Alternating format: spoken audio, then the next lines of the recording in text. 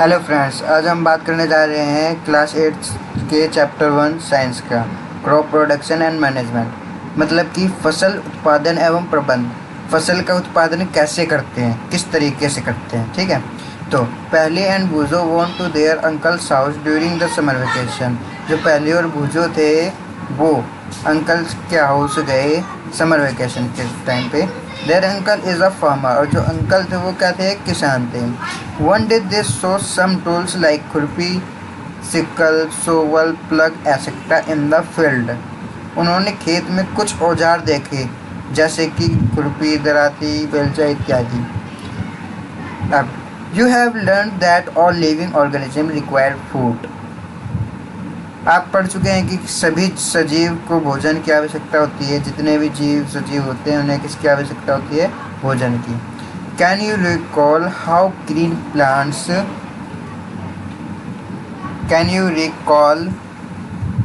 Plants synthesise their own food. हमें यहाँ पे ये बताना, जो ग्रीन प्लांट्स है वो अपना ओन फूड, खुद का फूड कैसे बनाते हैं। जो हरे पौधे होते हैं वो अपना भोजन किस प्रकार संश्लेषित करते हैं, मतलब बनाते हैं। Animals including humans can not make their own food. जो जानवर और ह्यूमन बींग्स हैं वो अपना फूड नहीं बना सकते। So where do animals get their food from. मनुष्य सहित सभी जंतु भोजन बनाने में असमर्थ हैं, तो जंतुओं के भोजन का स्रोत क्या है। जो जंतु हैं वो भोजन कैसे बनाते हैं, किस तरीके से। But first of all, why do we have to eat food. सबसे पहली बात यह है कि हम फूड खाते क्यों हैं, जो भोजन है वो हम ग्रैंड क्यों करते हैं। You already know that energy from the food is utilized by organism for carrying out their various body functions such as digestion, respiration and excretion. We get our food from plants or animals or both. आप जानते हैं, आपको पता है कि जो सजीव हैं भोजन से प्राप्त ऊर्जा का उपयोग विभिन्न जैविक प्रक्रियाओं जैसे पाचन, श्वसन एवं उत्सर्जन के संपादन में करते हैं। हम अपना भोजन पौधों अथवा जंतुओं या दोनों से ही प्राप्त करते हैं। जो हम भोजन है वो कहाँ से प्राप्त करते हैं, पौधों से या फिर जंतुओं से, दोनों से ही प्राप्त कर सकते हैं। In order to provide food for a large population, regular production, proper management and distribution is necessary. एक विशाल जनसंख्या को भोजन प्रदान करने के लिए इसका नियमित उत्पादन, उचित प्रबंधन एवं वितरण आवश्यक है। मतलब कि जब हमारे पास ज़्यादा से ज़्यादा पॉपुलेशन हो तो उस टाइम पे हमें रेगुलर प्रोडक्शन करना पड़ता है, उचित प्रबंधन करना पड़ता है। ठीक है, अब आते हैं हम इस टॉपिक पे, एग्रीकल्चरल प्रैक्टिसेस, मतलब कि कृषि पद्धतियाँ। तो देखो, till 10,000 BCE people were nomadic. They were wandering in groups from place to place in search of food and shelter. They ate raw fruits and vegetables and started hunting animals for food. Later they could cultivate land and produce rice, wheat and other food crops. Thus was the born agriculture. इसका मतलब यह है कि जब लगभग 10,000 ईसा पूर्व तक मनुष्य घुमंतु थे। घुमंतु मतलब कि घूमने वाले, इधर उधर घूमने वाले। वे एक स्थान से दूसरे स्थान तक भोजन एवं आवास की खोज में समूह विचरण करते रहते थे। वे कच्चे फल और सब्जियां खाते थे और उन्होंने भोजन के लिए जंतुओं का शिकार करना प्रारंभ किया। कालांतर में खेती कर चावल, गेहूं एवं अन्य खाद्य फसलों को उत्पादित कर सके, इस प्रकार कृषि का प्रारंभ किया। मतलब ये जो एग्रीकल्चर है उसका क्या किया, आरंभ किया, स्टार्ट किया। अब हम आते हैं आगे। When plants of the same kind are cultivated at one place on a large scale, it is called a crop. For example, crop of wheat means that all the plants grown in a field are that of a wheat. मतलब कि जब एक ही किस्म के पौधे किसी स्थान पर बड़े पैमाने पर उगाए जाते हैं तो उसे फसल कहते हैं। फसल किसे कहते हैं, मतलब क्रॉप किसे कहते हैं, जब एक ही स्थान पर काफ़ी सारे पौधे उगाए जाएं उस किसी एक पर्टिकुलर स्थान पे। ठीक है, तो उसी को हम क्या कहते हैं, फसल, मतलब कि क्रॉप। इसका उदाहरण एक गेहूं की फसल का अर्थ है कि खेत में उगाए जाने वाले सभी पौधे गेहूं के हैं। You know that crops are different type like cereals, vegetables and fruits. This can be classified on the basis of the season in which they grow. आप जानते ही हैं कि फसलें विभिन्न प्रकार होती हैं, जैसे कि अन्न, सब्जियां एवं फल। जिस मौसम में यह पौधे उगाए जाते हैं उसके आधार पर हम फसलों का वर्गीकरण कर सकते हैं, मतलब कि अलग अलग मौसम के हिसाब से अलग अलग फसल उगाते हैं। India is a vast country. The climatic condition like temperature, humidity and rainfall vary from one region to another. Accordingly, there is a rich, मतलब कि भारत एक विशाल देश है। यहाँ ताप, आर्द्रता और वर्षा जैसी जलवायु परिस्थितियाँ होती हैं। एक क्षेत्र से दूसरे क्षेत्र में भिन्न है, मतलब कि अलग अलग क्षेत्रों में अलग अलग वो होता है। अतः देश के विभिन्न भागों में विविध प्रकार अलग अलग तरीके की फसलें उगाई जाती हैं। ठीक है, इस विविधता के बावजूद मोटे तौर पर फसलों को दो वर्गों में बांटा जा सकता है। वे इस प्रकार दो अलग अलग फसल होती हैं, एक होती है खरीफ फसल और एक होती है तो हम बात करते हैं खरीफ फसल के बारे में, मतलब कि kharif crops. The crop which are sown in the rainy season are called kharif crops. The rainy season in India is generally from June to September. Paddy, maize, soybean, groundnut and cotton are kharif crops. मतलब कि खरीफ फसल में क्या आता है, वह फसल जिन्हें वर्षा ऋतु में बोया जाता है, मतलब कि रेनी सीजन में जब बारिश पड़ती है उस सीजन में। ठीक है, तो उसी को हम क्या कहते हैं, खरीफ फसल, मतलब कि kharif crops. The rainy season in India is generally from June to September. और जो रेनी सीजन होता है वो जनरली मतलब कि भारत में वर्षा ऋतु सामान्यतः कब होती है, जून से सितंबर तक, जून से लेके सितंबर तक। उसके बाद में पेडी में soybean, groundnut and cotton are kharif crops. जो हमारे धान, मक्का, सोयाबीन, मूंगफली, कपास इत्यादि हैं वो क्या हैं, खरीफ फसलें हैं। ठीक है, तो अब हम बात करते हैं राबी क्रॉप्स के बारे में, मतलब कि राबी फसल। The crops grown in the winter season. जो राबी क्रॉप है वो अक्टूबर से मार्च में होती है, मतलब कि विंटर सीजन में। आर कॉल्ड, उसी को क्या कहते हैं, राबी क्रॉप। जैसे कि शीत ऋतु, मतलब कि जो हमारा विंटर सीजन होता है वो क्या होता है, शीत ऋतु, अक्टूबर से मार्च तक जो होता है उसमें उगाई जाने वाली फसलें हैं। जो अक्टूबर से मार्च तक में उगाई जाने फसलें हैं उसी को हम क्या कहते हैं, रबी फसलें कहते हैं। उसके बाद में crops are wheat, gram, pea, mustard and linseed. मतलब कि गेहूँ, चना, मटर, सरसों तथा अलसी रबी फसल के उदाहरण हैं। जो गेहूँ, चना, मटर, सरसों ये सारी चीज़ें वो किसके उदाहरण हमारे, रबी फसल के। अब हम आगे बात करते हैं आधारिक फसल पद्धतियाँ। Basic practices of crop production.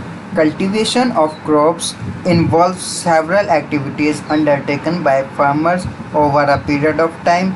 You may find that these activities are similar to those carried out by a gardener or even by you when you grow ornamental plants in your house. These activities or tasks are referred to as agricultural practices which are listed below। मतलब कि इसका यह मतलब है फसल उगाने के लिए किसान को अनेक क्रियाकलाप सामयिक अवधि में करने पड़ते हैं। मतलब जब फसल उगाते हैं तो फसल उगाने के लिए अलग अलग तरीके हैं, तो उसी को हम आगे नीचे बताएंगे।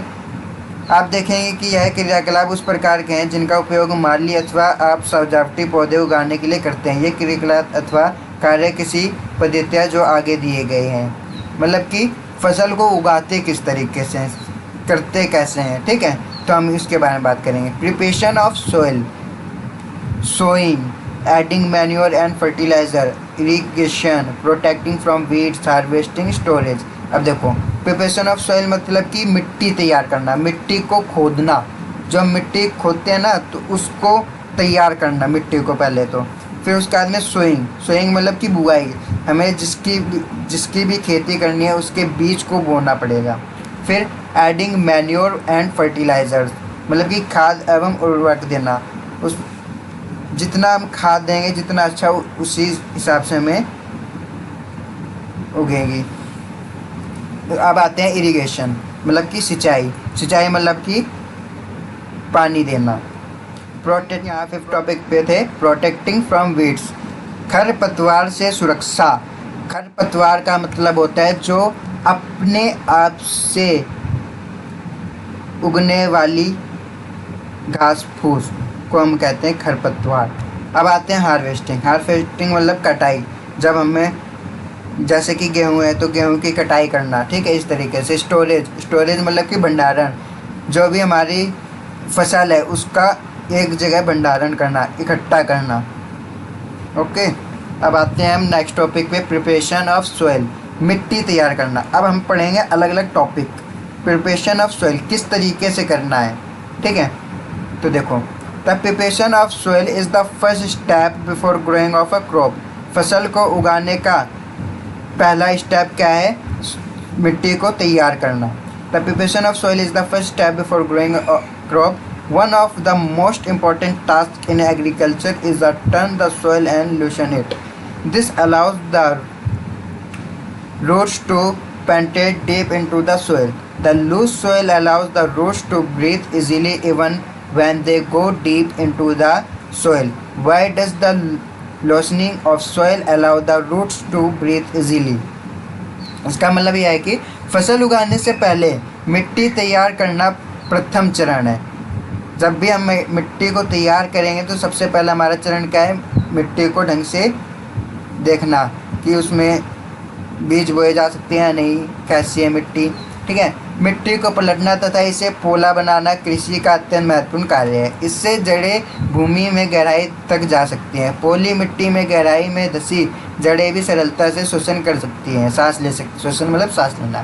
पोली मिट्टी किस प्रकार पौधों की जड़ों को सरलता से शोषण करने में सहायक है।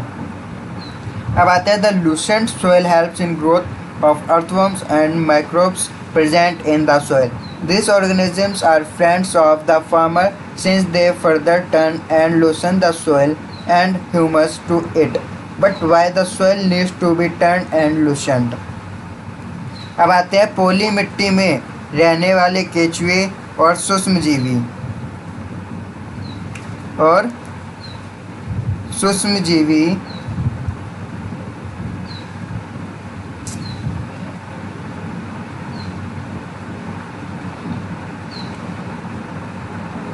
की वृद्धि करने में सहायता करती है। यह जीव किसानों के मित्र है क्योंकि यह मिट्टी को और पलटकर पोला करते हैं तथा हमूस बनाते हैं। परंतु मिट्टी को पलटना और पोला करना क्यों आवश्यक है?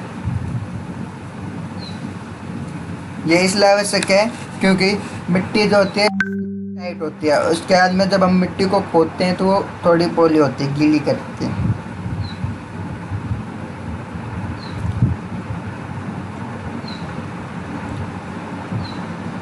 You have learned in the previous classes that soil contains minerals, water, air and some living organisms. In addition, that plants and animals get decomposed by soil organisms. In this way, various nutrients in the dead organism are released back into the soil. These nutrients are again absorbed by plants. Since only a few centimeters of the top layer of soil supports plant growth, turning and loosening of soil brings the nutrient-rich soil to the top so that plants can use these nutrients. Thus turning and loosening of soil is very important for cultivation of crops. अब इसका ये मतलब है कि आप पिछली कक्षाओं में पढ़ चुके हैं कि मिट्टी में खनिज, जलवायु तथा कुछ सजीव होते हैं। इसके अतिरिक्त मृत पौधे एवं जंतु भी मिट्टी में पाए जाने वाले जीवों द्वारा गठित होते हैं। इस प्रक्रम में मृत जीवों में पाए जाने वाले पोषक मिट्टी में निरुक्त होते हैं। यह पोषक पौधों द्वारा अवशोषित किए जाते हैं क्योंकि ऊपरी परत के कुछ सेंटीमीटर के मिट्टी ही पौधे की वृद्धि में सहायक है। मतलब कि जितना भी जहाँ पे जड़ें होती हैं उतने हिस्से में मिट्टी होना आवश्यक है। इसे उलटने पलटने और पोला करने में पोषक पदार्थ ऊपर आ जाते हैं और पौधे इन पोषक पदार्थों का उपयोग कर सकते हैं। अतः मिट्टी को उलटना पुलटना एवं पोला करना फसल उगाने के लिए अत्यंत महत्वपूर्ण है। मिट्टी को उलटने पलटने एवं पोला करने की प्रक्रिया को क्या कहते हैं? जुताई कहते हैं, ठीक है। तो आज हमारा यहीं तक। The process, wait a minute.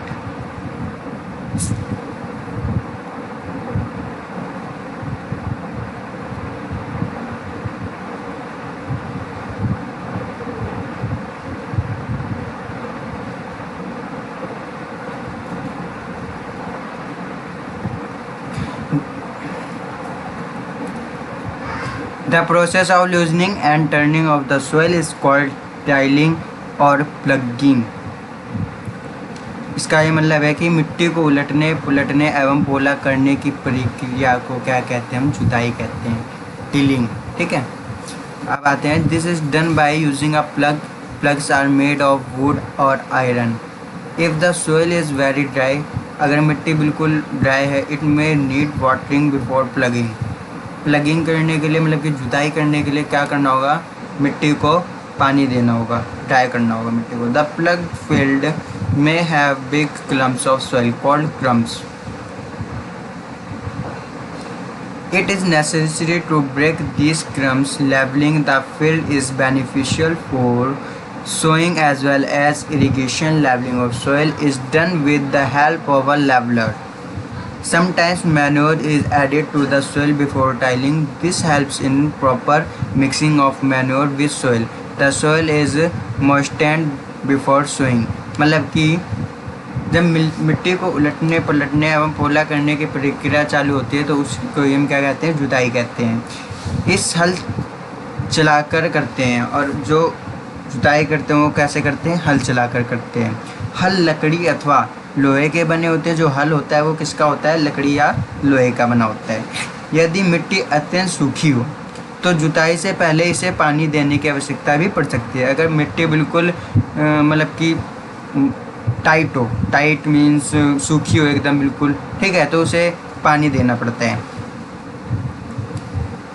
जुते हुए खेत में मिट्टी के बड़े बड़े ढेले भी हो सकते हैं। मान लो कि अगर कोई खेत जोत दिया गया है तो उसमें ढेले होते हैं, तो इन्हें एक पाटल की सहायता से तोड़ना आवश्यक है। बुआई एवं सिंचाई के लिए खेत को समतल करना आवश्यक है। यह कार्य पाटल द्वारा किया जाता है। पाटल द्वारा मतलब कि लेवलर द्वारा, किसी जो लेवल होता है, प्लेन चीज़ होती है ना, उससे ये काम किया जाता है। फिर कभी कभी जुताई से पहले खाद दी जाती है।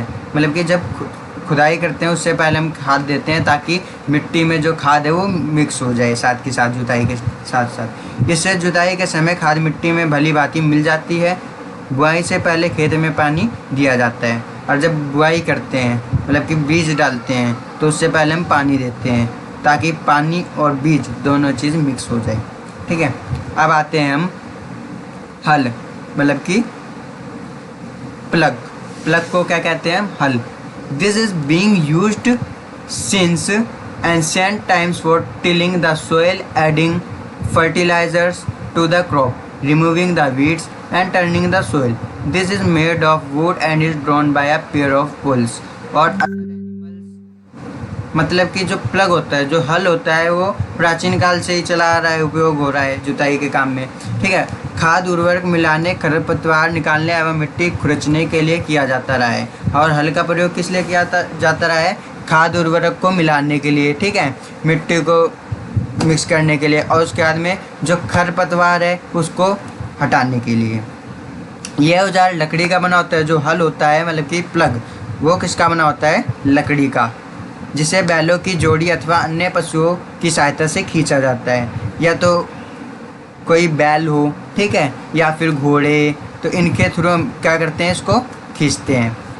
इसमें लोहे की मजबूत तिकोनी पत्ती होती है, और इसमें नीचे की तरफ एक लोहे की पत्ती होती है जिससे खुदाई होती है। इसमें लोहे की मजबूत तिकोनी पत्ती होती है जिसे फाल कहते हैं, और उसे क्या हम कहते हैं, फाल कहते हैं। ठीक है, मतलब कि प्लग शेयर, उसे हम क्या कहते हैं, triangular iron strip called a plug shear. The main part of the plug is a long log of wood which is called a plug shaft, मतलब कि हल शाफ्ट। हल का मुख्य भाग लंबी लकड़ी का बना होता है जिसे हल शाफ्ट कहते हैं। मतलब कि जो लकड़ी होती है, ये वाला हिस्सा, इसको हम क्या कहते हैं, हल shaft. There is a handle at one end of the shaft. The other end is attached to a beam which is placed on the bull's neck. One pair of bulls and a man can easily operate the plug. मतलब कि इसके सिरे पर handle होता है तथा दूसरा सिरा जोत के डंडे से जुड़ा होता है जिससे बैलों की गर्दन के ऊपर रखा जाता है, ये इसे कहते हैं। ठीक है, एक जोड़ी बैल एवं एक आदमी इसे सरलता से चला सकता है। आजकल लोहे के हल तेजी से देसी लकड़ी के हल की जगह ले रहे हैं। मतलब कि जो लकड़ी से बने होते थे वो आज किस में आ रहे हैं, लोहे के उसमें आ रहे हैं। उसके बाद में आते हैं होए। होए मतलब कि कुदाल। होए को हम क्या कहते हैं, कुदाल। अब कुदाल होता क्या है, होए क्या होता है? It is a simple tool which is used for removing weeds and for loosening the soil. It has a long road of wood और iron. A strong rod and a bent plate of iron is fixed to one of its ends and works like a blade. It is pulled by animals. Okay, इसको हम क्या कहते हैं, होए। ठीक है, अब देखो मैं बताता हूँ। यह एक सरल औजार है जिसका उपयोग खरपतवार निकालने एवं मिट्टी को पोला करने के लिए किया जाता है। इसमें लकड़ी अथवा लोहे की छड़ होती है जिसके एक सिरे पर लोहे की चौड़ी और मुड़ी प्लेट होती है। मुड़ी प्लेट लगी होती है जो ब्लेड की तरह कार्य करती है। इसका दूसरा सिरा पशु द्वारा खींचा जाता है। इसको ही हम कहते हैं क्या, कुदाल या ओहे।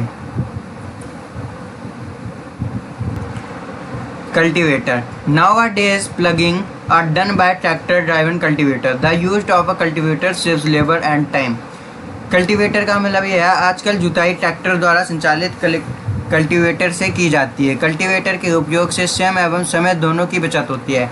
कल्टीवेटर मतलब कि ये जो है ना, तुम सबने तो ये देखा भी होगा। आजकल ये यूज़ होता है। इसी को हम क्या कहते हैं, कल्टीवेटर। इसी के थ्रू हम जुताई करते हैं। इससे टाइम की बचत बहुत होती है।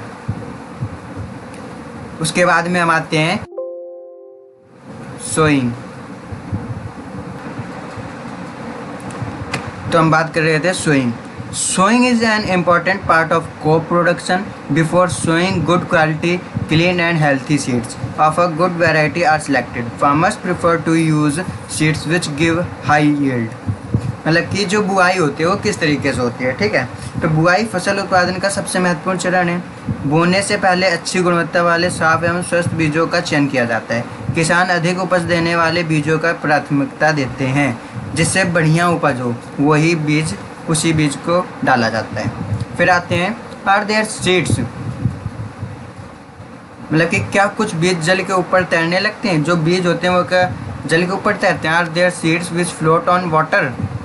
फ्लोट मतलब तैरना। क्या पानी के ऊपर तैरते हैं? वुड दोज बी लाइटर और heavier than those which sink. Why would they be lighter? Damage seeds become hollow and are thus lighter therefore they float on water. मतलब कि जो बीज पानी में बैठ जाते हैं वे हल्के हैं या भारी हैं। क्षतिग्रस्त बीज खोखले ये हो जाते हैं और इस कारण हल्के होते हैं। मतलब कि जो खोखले हो जाते हैं वो क्या होते हैं, हल्के हो जाते हैं। अतः यह जल पर तैरने लगते हैं और वही क्या होते हैं, तैरने लगते हैं। This is a good method for separating good healthy seeds from the damaged ones. मतलब कि अच्छे और स्वस्थ बीजों की क्षतिग्रस्त बीजों से अलग करने की यह एक अच्छी विधि है। इसी तरीके से हम अलग कर सकते हैं, किसके थ्रू, बुआई के through, cultivate. Before sowing one of the important task is to know about the tools used for sowing seeds. मतलब कि बुआई से पहले बीज बोने के औजारों के बारे में जानना आवश्यक है। जब बुआई करते हैं उससे पहले जो बीज बोने के औजार हैं उसके बारे में जानना आवश्यक होना चाहिए कि कौन कौन से टूल्स ज़रूरी हैं, कौन कौन से औजार। तो ट्रेडिशनल टूल, सबसे पहले हम बात करेंगे परंपरागत औजार। परंपरागत औजार कौन से होते हैं? The tool use traditionally for sowing seeds is shaped like a funnel. The seeds are filled into the funnel passed down through 2 or 3 pipes having sharp ends. These ends pierce into the soil and place seeds there. मतलब परंपरागत औजार, परंपरागत रूप से बीजों की बुआई में इस्तेमाल किए जाने वाला औजार कीप के आकार का होता है। बीजों को कीप के अंदर डालने पर यह 2 या 3 नीले सिरे वाले पाइपों से गुजरते हैं। ये सिरे मिट्टी को, ये जो हमारा है क्या, ये सीड ड्रिल, इसको हम कहते हैं सीड ड्रिल। अब सीड ड्रिल देखो कैसे यूज़ होगा, क्या है, ठीक है, इसके बारे में पढ़ते हैं। Nowadays the seed drill is used for sowing with the help of tractors। और जो सीड ड्रिल है वो किसके यूज से चलाया जाता है? ट्रैक्टर के थ्रू चलाया जाए, ट्रैक्टर के हेल्प से, ट्रैक्टर, ठीक है। This shows the seeds uniformly eight equal distance and depth. It ensures that seeds get covered by the soil after sowing. This risk protects seeds from being eaten by birds. Sowing by using a seed drill saves time and labor. मतलब कि आजकल बुआई के लिए tractor द्वारा संचालित seed drill का उपयोग होता है। इसके द्वारा बीजों में समान दूरी एवं गहराई बनी रहती है। यह सुनिश्चित करता है कि बुआई के बाद बीज मिट्टी द्वारा ढक जाए। इससे बीजों की पक्षियों द्वारा खाए जाने से रोका जा सकता है। सीड ड्रिल द्वारा बुआई करने से समय एवं श्रम दोनों की ही बचत होती है। Sufficient sunlight, nutrients and water from the soil. At times a few plants may have to be removed to prevent overcrowding. मतलब कि पौधों का सूर्य का प्रकाश, पोषक एवं जल पर्याप्त मात्रा से प्राप्त होता है। अधिक घनेपन को रोकने के लिए कुछ पौधों को निकाल कर हटा दिया जाता है। अब आते हैं हम एडिंग मैन्योर एंड फर्टिलाइज़र। खाद एवं उर्वरक मिलाना। खाद और उर्वरक को कैसे मिलाते हैं, ठीक है। The substances which are added to the soil in the form of nutrients for the healthy growth of plants are called manure and fertilization. मतलब कि वे पदार्थ जिन्हें मिट्टी में पोषक स्तर बनाए रखने के लिए मिलाया जाता है, मतलब कि जो हमारी फसल है वो पोषक रहें, पोषक तत्व है उसमें, तो इसलिए हम क्या करते हैं, उन्हें खाद एवं उर्वरक कहते हैं, उसमें डालते हैं। अब हम आते हैं नेक्स्ट पैराग्राफ पे। Soil supplies mineral nutrients to the crop plants. These nutrients are essential for the growth of plants in certain areas. Farmers grow crop after crop in the same field. The field is never left uncultivated or fallow. Imagine what happens to the nutrients. मिट्टी फसल को खनिज पदार्थ प्रदान करती है। जो मिट्टी होती है वो क्या करती है, फसल को खनिज पदार्थ प्रदान करती हैं। यह पोषक पौधों की वृद्धि के लिए आवश्यक है। कुछ क्षेत्रों में किसान खेत में एक के बाद दूसरी फसल उगाता रहता है। खेत कभी भी खाली नहीं छोड़े जाते। कल्पना कीजिए कि पोषकों का क्या होता है, जो पोषक तत्व उनका होता क्या है। Continuous cultivation of crops makes the soil poor in nutrients, therefore farmers have to add manure to the fields to replenish the soil with nutrients. This process is called manuring. Improper or insufficient manuring results in weak plants. मतलब कि फसलों के लगातार उगाने से मिट्टी में कुछ पोषकों की कमी हो जाती है, ठीक है। इस स्थिति को पूरा करने हेतु किसानों खेतों में खाद देते हैं। मतलब कि जब मिट्टी में क्या होता है, कुछ पोषक तत्वों की कमी हो जाती है, तब हम खाद देते हैं। यह प्रक्रम खाद देना कहलाता है। इसी प्रक्रम को क्या कहते हैं, खाद देना। आप पर्याप्त खाद देने से पौधे कमज़ोर हो जाते हैं। और हम मतलब कि ये वाली जो लाइन थी, इम्प्रॉपर और insufficient manuring result in weak plants, मतलब कि हम अगर खाद को ढंग से नहीं देंगे, ठीक है, लिमिट से, अगर हम ज़्यादा दे देंगे तो फसल ख़राब हो जाएगी, और बिल्कुल कम देंगे तो भी फसल ठीक नहीं उगेगी। तो हमें पर्याप्त मात्रा में खाद देना चाहिए। उसका कहा जाता है manure is an organic substance obtained from the decomposition of plant और animal waste from farmers dump plant and animal waste in pits at open places and allow it to decompose. The decomposition is caused by some microorganism. The decomposed matter is used as organic manure. You have already learnt about vermicomposting in class 6th. Vermi composting के बारे में class 6 में पढ़ा हुआ है आपने, ठीक है। तो जैसा कि अब देखो हम बताते हैं, खाद एक कार्बनिक जैविक पदार्थ है। खाद क्या है, कार्बनिक पदार्थ, जो एक की पौधों या जंतु अपशिष्ट से प्राप्त होती है। किसान पादप एवं जंतु अपशिष्टों को एक गड्ढे में डालते जाते हैं तथा इसका अपघटन होने के लिए खुले में छोड़ देते हैं। इसका अपघटन होने के लिए खुले में छोड़ देते हैं। अपघटन कुछ सूक्ष्म जीवों द्वारा होता है। जो अपघटन होता है वो कुछ छोटे छोटे जीव के द्वारा होता है। अपघटित पदार्थ खाद के रूप में उपयोग किया जाता है। आप कक्षा 6 में वर्मी कंपोस्टिंग अथवा केचुए द्वारा खाद तैयार करने के विषय में पढ़ चुके हैं। ऊपर का हिस्सा आप अपने आप पढ़ें, वो एक्टिविटी से रिलेटेड है। उसके बाद में हम ये वाला टॉपिक पढ़ लेते हैं। Another method of replenishing the soil the nutrients is through crop rotation. मतलब कि मिट्टी के में पोषकों की प्रतिपूर्ति का अन्य तरीका क्या है, फसल चक्रण, मतलब कि फसल को उसी जगह दोबारा से उगाना, ठीक है। This can be done by growing different crops alternately. Earlier farmers in northern India used to grow legumes as fodder in one season and wheat in the next season. This helps in the replenishment of the soil with nitrogen. Farmers are being encouraged to adopt this practice. मतलब कि यह एक फसल के बाद खेत में दूसरे किस्म की फसल एकांतर क्रम में उगाकर किया जा सकता है। पहले उत्तर भारत में किसान फलीदार चारा एक ऋतु में उगाते थे तथा गेहूं दूसरी ऋतु में। इससे मिट्टी में नाइट्रोजन का पुनः पूरण होता रहता है। किसानों को इस पद्धति को अपनाने के लिए प्रोत्साहित किया गया है। Difference between fertiliser and manure, ये हमारा एक इम्पॉर्टेंट क्वेश्चन बन सकता है जो कि आ सकता है पेपर में। ठीक है, मतलब कि उर्वरक एवं खाद में अंतर, क्या अंतर है उर्वरक और खाद में। पहले हम इंग्लिश में देखते हैं। Fertilisers is a man made inorganic salt, मतलब कि उर्वरक एवं मानव निर्मित लवण है।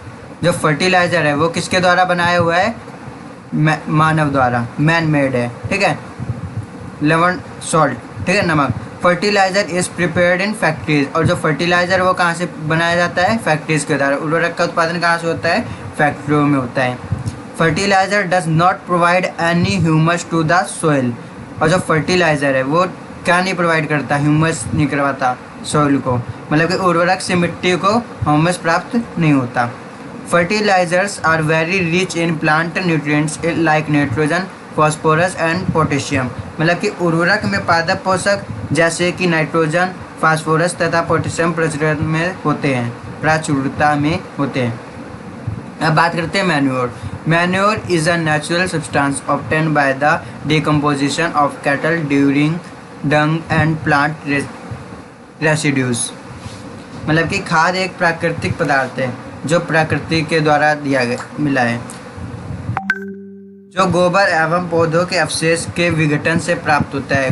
मतलब कि वही बात करते हैं खरपतवार और गोबर मिला के, पौधों की बात अवशेष मतलब कि जो घास फूस होती है छोटे मोटे उनको और गोबर को मिला के हम बनाते हैं। ठीक है, फिर उसके बाद आते हैं manure can be prepared in the fields, जो खाद खेतों में बनाई जा सकती है। Manure provides a lot of humus to the soil, खाद से मिट्टी का हार्मोस प्रचुर मात्रा में प्राप्त होती है। Manure is relatively less rich in a plant nutrients, खाद में पादप पोषक तुलनात्मक रूप से कम होते हैं, तुलना में कम होते हैं उससे। ठीक है, advantages of manure. The organic manure is considered better than fertilizers. This is because it enhances the water holding capacity of the soil. It makes the soil porous, due to which exchange of gases becomes easy. It increases the number of friendly microbes. It improves the texture of the soil. मतलब कि जो खाद है उसके लाभ क्या हैं, ठीक है, तो उसके बारे में देखते हैं। जैविक खाद उर्वरक की अपेक्षा अधिक अच्छी मानी जाती है। इसके मुख्य कारण है जो खाद है उसके अपेक्षा, मतलब कि जैविक खाद उर्वरक की अपेक्षा क्या है, अच्छी अधिक मानी जाती है, अधिक अच्छी मानी जाती है। ठीक है, तो देखो इससे मिट्टी की जल धारण क्षमता में वृद्धि होती है, जो हमने पढ़ा it enhances the water holding capacity of the soil, मतलब कि इससे मिट्टी की जल धारण क्षमता में वृद्धि होती है, पानी को एब्जॉर्ब करना इसमें क्षमता रहती है कि एब्जॉर्ब कितना करना है, वृद्धि हो जाए। ठीक है, it makes the soil porous due to which exchange of gases become easy, इससे मिट्टी भुरभुरी एवं सरंध हो जाती है जिसके कारण गैस विनिमय सरलता से होता है। It increases the number of friendly microbes, इससे मित्र जीवाणुओं की संख्या में वृद्धि हो जाती है। It improves the texture of the soil, इस जैविक खाद से मिट्टी का गठन सुधर जाता है, मतलब मिट्टी जो है वो ठीक ठाक हो जाती है। फिर होते हैं इरिगेशन। इरिगेशन मतलब कि सिंचाई। जीवित रहने के लिए प्रत्येक जीव को जल की आवश्यकता होती है। All living beings need water to live. ठीक है, तो इसी तरीके से water is important for proper growth and development. Water is absorbed by the plant roots along with water. Minerals and fertilizers are also absorbed. Plants contain nearly 90% water. Water is essential because germination of seeds does not take place under dry conditions. Nutrients dissolved in water are transported to each part of the plant. Water also protects the crop from both frost and hot air currents. To maintain the moisture of the soil for healthy crop growth, fields have to be watered regularly. मतलब कि जीवित रहने के लिए प्रत्येक जीव को जल की आवश्यकता होती है। पौधों की वृद्धि एवं परिवर्धन के लिए जल को विशेष महत्व होता है। पौधों की जड़ों द्वारा जल का अवशोषण होता है, जिसके साथ खनिजों और उर्वरकों का भी अवशोषण होता है। पौधों में लगभग 90% जल होता है। जल आवश्यक है क्योंकि बीजों का अंकुरण शुष्क स्थिति में नहीं हो सकता। जल में घुले हुए पोषक का स्थानांतरण पौधे के प्रत्येक भाग में होता है। यह फसल की पाले एवं गर्म हवा से रक्षा करता है, मतलब कि जो गर्म हवा आती है उससे सुरक्षा करता है। स्वस्थ फसल वृद्धि के लिए मिट्टी की नमी को बनाए रखने के लिए खेत में नियमित रूप से जल देना आवश्यक है। मतलब कि स्वस्थ फसल हो, अच्छी फसल, ठीक है, मतलब कि उसमें कीड़े वगैरह न लगे, ये सब। मिट्टी की नमी बनाए रखने के लिए क्या करना पड़ता है, खेत में नियमित रूप से जल देना आवश्यक होता है। फिर आते हैं the supply of water to crops. The supply of water to crops at regular intervals is called irrigation. मतलब कि निश्चित अंतराल पर खेत में जल देना सिंचाई कहलाता है।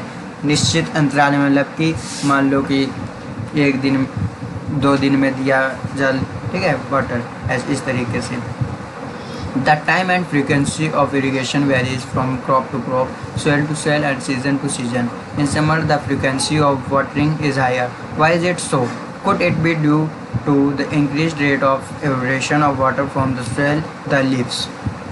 मतलब कि निश्चित अंतराल पर खेत में जल देना सिंचाई कहलाता है। सिंचाई का समय एवं बारंबारता फसलों, मिट्टी एवं ऋतुओं में भिन्न होता है। गर्मी में पानी देने की बारंबारता अपेक्षाकृत अधिक होती है। ऐसा क्यों है? क्या यह मिट्टी एवं पत्तियों से जल वाष्पन की दर अधिक होने हो सकता है?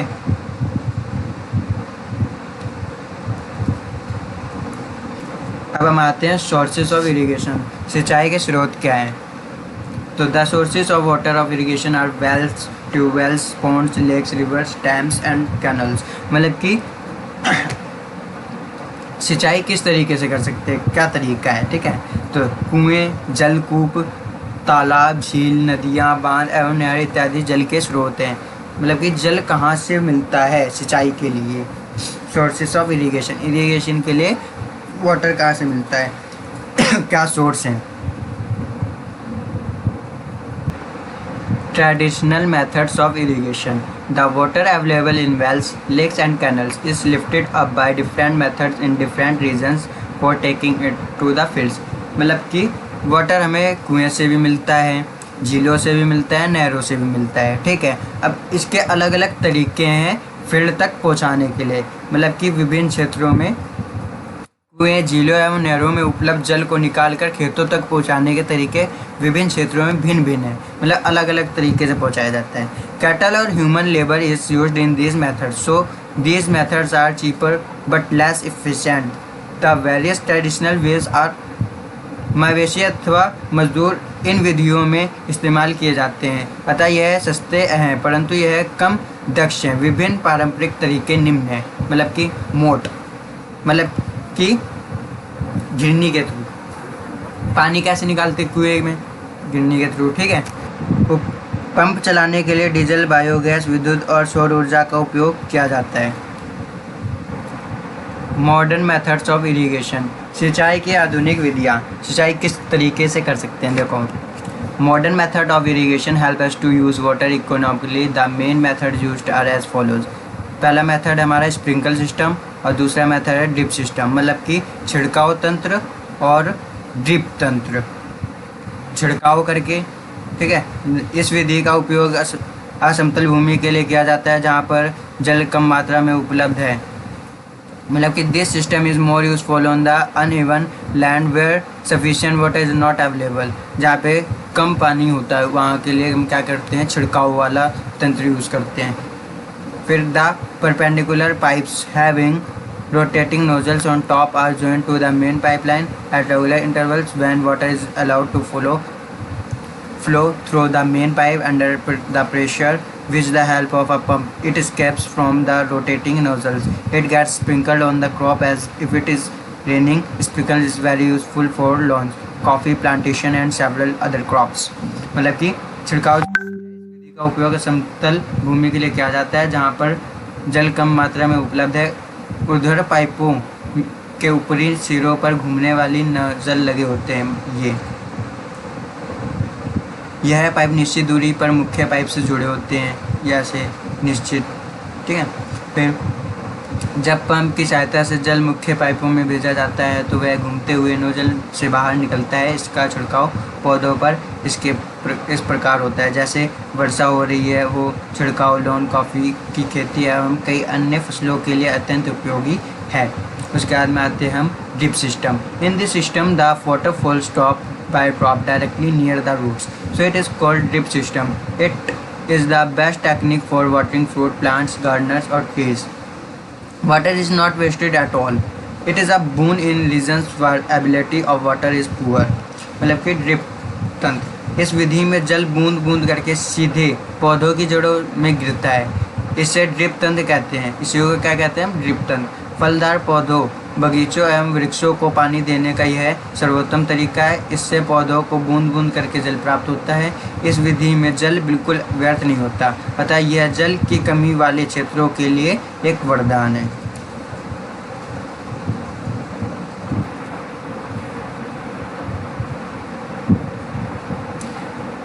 Protection from weeds. Bose and Pahli went to a nearby wheat field and saw that there were some other plants in the field growing along with wheat plants. मतलब कि जब बोझो और पहली निकट के गेहूं के खेत में गए और उन्होंने देखा कि खेत में फसल के साथ कुछ अन्य पौधे भी उग रहे हैं। वीड्स क्या है? मतलब कि खरपतवार। In a field many other undesirable plants may grow naturally along with the crop. These undesirable plants are called weeds. मतलब कि जो अपने आप से उग जाते हैं पौधे, उन्हीं को हम क्या कहते हैं? खरपतवार। खेत में कई अन्य अवांछित पौधे प्राकृतिक रूप से फसल के साथ उग जाते हैं, इन्हें अवांछित पौधे कहते हैं, मतलब खरपतवार कहते हैं। कई बार ये बिना पानी दिए अपने आप भी उग जाते हैं। उसके बाद में आते हैं निराई। निराई किसे कहते हैं?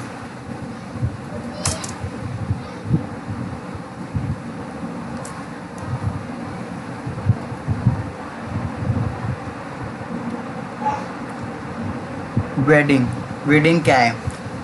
The removal of weed is called weeding. मतलब कि खरपतवार हटाने को निराई कहते हैं। जहाँ से हम खरपतवार हटाते हैं ना, उस चीज़ को हम कहते हैं क्या? वीडिंग, निराई। Weeding is necessary since weeds compete with the crop plants for water, nutrients, space and light. Thus they affect the growth of the crop. Some weeds interfere even in harvesting and may be poisonous for animals and human beings. मतलब कि खरपतवार हटाने कहते हैं निराई आवश्यक है क्योंकि खरपतवार जल, पोषक जगह और प्रकाश की स्पर्धा कर फसल की वृद्धि पर प्रभाव डालते हैं। कुछ खरपतवार कटाई में भी बाधा डालते हैं तथा मनुष्य एवं पशुओं के लिए भी विषैले हो सकते हैं। वेडिसाइड्स। अब वेडिसाइड्स क्या है? ये weedicides, weeds are also controlled by using certain chemicals called weedicides like 2,4-D. These are sprayed in the fields to kill. They do not damage the crops. The weedicides are diluted with water to the extent required and sprayed in the fields with a sprayer.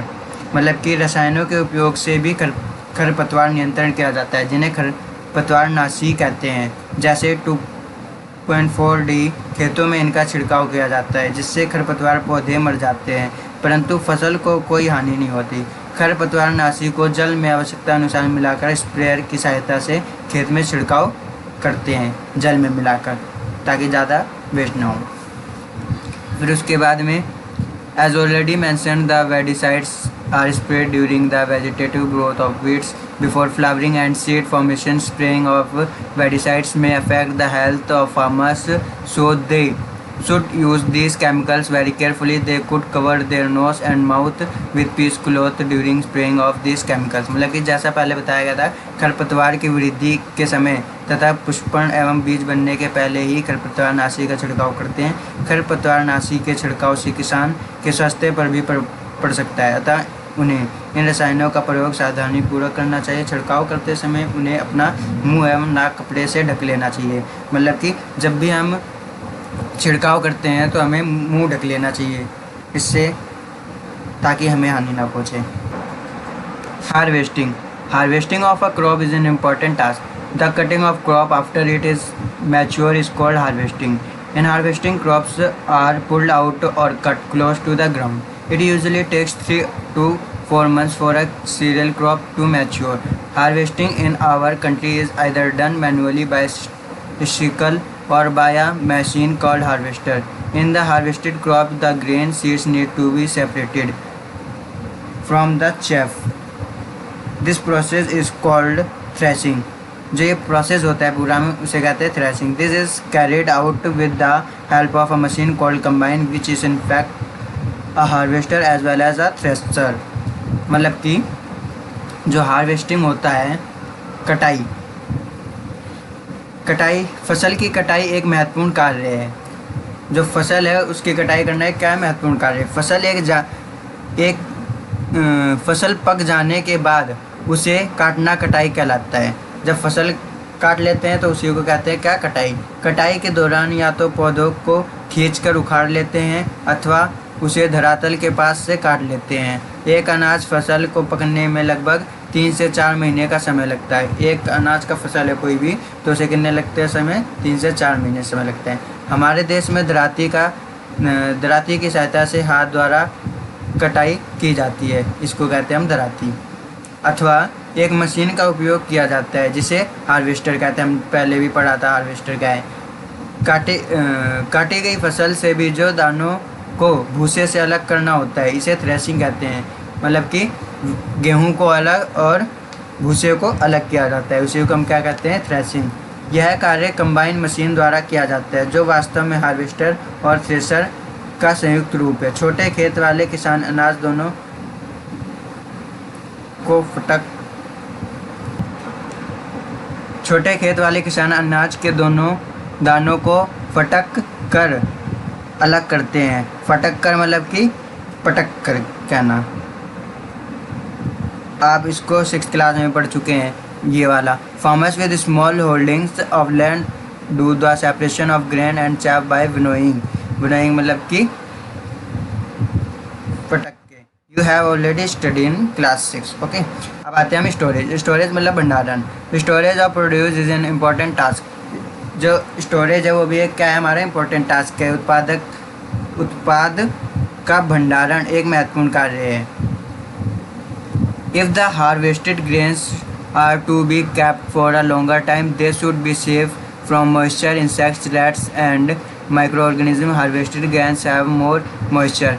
If freshly harvested grains are stored without drying, they may get spoiled or attacked by organisms, making them unfit for use or for germination. Hence, before storing them, the grains are properly dried in the sun to reduce the moisture in them. This prevents the attack by insect, pests, bacteria and fungi. मतलब कि उत्पाद का भंडारण एक महत्वपूर्ण कार्य है. यदि फसल के दानों को अधिक समय तक रखना हो तो उन्हें नमी, कीट, चूहों से जीवों से सुरक्षित रखना होगा. ताज़ा फसल में नमी की मात्रा अधिक होती है. यदि फसल के दानों को सुखाए बिना भंडारित किया गया तो उनके खराब होने अथवा जीवों द्वारा आक्रमण से वे अंकुरण के लिए अनुपयोगी हो जाते हैं. अतः भंडारण से पहले दानों को धूप में सुखाना आवश्यक है जिससे उनकी नमी में कमी आ जाए. इससे उनकी कीट पीड़कों, जीवाणु एवं कवक से सुरक्षा हो जाती है. किसान अपनी फसल उत्पाद का भंडारण जूट के बोरों, धातु के बड़े पात्र में करते हैं, परंतु बीजों का बड़े पैमाने पर भंडारण साइलों और भंडार गृहों में किया जाता है जिससे उनको पीड़कों जैसे कि चूहे एवं कीड़ों से सुरक्षित रखा जा सके. Farmers store grains in jute bags or metallic bins. However, large-scale storage of grains is done in silos and granaries to protect them from pests like rats and insects. पीड़कों जैसे चूहों और कीटों से सुरक्षित रखा जा सके. ठीक है. अब dried neem leaves are used for storing food grains at home. For storing large quantities of grains in big godowns, specific chemical treatments are required to protect them from paste and micro organism. मतलब कि नीम की सूखी पत्तियां घरों में अनाज के भंडारण में उपयोग की जाती हैं। बड़े भंडार गृहों में अनाज को पीड़कों एवं सूक्ष्म जीवों से सुरक्षित रखने के लिए रासायनिक उपचार भी किया जाता है, ताकि उसमें कीड़े ना लगें या फिर कोई चूहे वगैरह बोली ना काट दें आके, ठीक है। उसके बाद में after completing this table you must have seen that like plants, animals also provide us with different kinds of food. Many people living in the coastal areas consume fish as a major part of their diet. In the previous classes you have learnt about the food that we obtained from plants. We have just seen that the process of crop production involves a number of steps like selection of seeds, sowing, etc. Similarly, animals reared at home in farms have to be provided with proper food, shelter and care. When this is done on a large scale, it is called animal husbandry. मतलब कि इस सारणी को पूर्ति करने के पश्चात आपने देखा होगा कि पौधों की तरह ही जंतु भी हमें विभिन्न प्रकार के खाद्य पदार्थ प्रदान करते हैं। समुद्र के तटीय क्षेत्रों में रहने वाले लोग मछली का मुख्य आहार के रूप में उपयोग करते हैं। पिछली कक्षाओं में पौधों से प्राप्त होने वाले खाद्य पदार्थों के विषय में आप पढ़ चुके ही हैं। हमने अभी सीखा है कि फसल उत्पादन के विभिन्न चरण हैं। बीजों का चयन, बुआई इत्यादि। इसी प्रकार घरों में अथवा फार्म पर पलने वाले पालतू पशुओं को उचित भोजन, आवास एवं देखभाल की आवश्यकता होती है। जब यह बड़े पैमाने पर किया जाता है तो उसी को हम क्या कहते हैं? पशुपालन